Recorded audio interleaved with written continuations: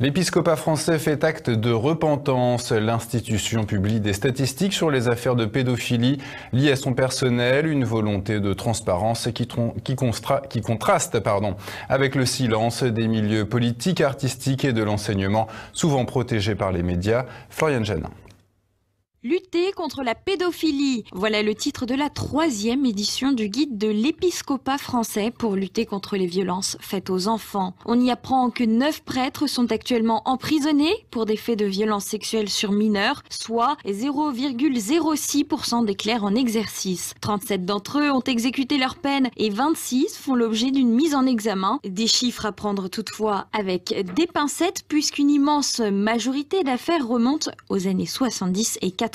Une époque où il y avait 5 fois plus de prêtres en France. Plus largement, selon une étude mondiale du Vatican, moins de 0,1% des prêtres seraient pédophiles. Une volonté de transparence initiée par le pape Benoît XVI. L'épiscopat français indique en effet que 137 signalements de faits pédocriminels ont été signalés au procureur de la République par les évêques et les supérieurs religieux depuis 2010. Des affaires qui se raréfient. Il y aurait actuellement moitié moins de mise en examen de clercs qu'en 2010. Les cas de pédophilie liés à l'Église sont toutefois dénoncés par les médias, contrairement à d'autres milieux, notamment à la politique ou le spectacle. Dans ces cas-là, il s'agit toujours d'un très grand progrès. En 1977, le pédiatre Françoise Dolto avait signé une pétition appelant à l'abrogation de plusieurs articles de la loi sur la majorité sexuelle et la dépénalisation de toutes les relations consenties entre adultes et mineurs de moins de 15 ans. La même année, Roman Polanski commettait l'irréparable sur une enfant de 13 ans. Le philosophe Alain Finkielkraut l'avait également défendu quand le dossier était revenu sur le devant de la scène. Il y a quelques jours, l'acteur Gilles Lelouch avait dénoncé ceux qui aboient avec la meute après la désignation du cinéaste franco-polonais à la présidence des Césars 2017, présidence à laquelle il a renoncé ce mardi. Plus récemment, l'avocat Thierry Lévy s'était illustré dans l'émission Ce soir ou jamais sur France 3. Avec lui, l'expression « les yeux sont le miroir de l'âme »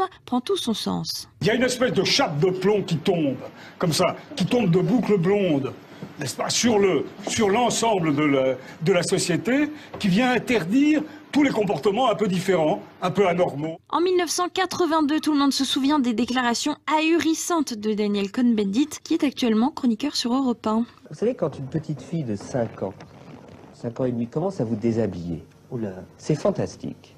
Dans le milieu politique, l'ancien ministre de l'Éducation nationale, Jack Lang, avait qualifié la sexualité infantile de continent interdit, ajoutant qu'il appartenait aux découvreurs du 21e siècle d'en découvrir les rivages. Son successeur Ruth Grenelle, Luc Ferry, avait révélé sur Canal+ l'implication d'un ancien ministre dans une affaire sordide. Vous avez un épisode qui racontait d'un ancien ministre qui s'est fait poisser à Marrakech dans une partouze avec des petits garçons. Bon.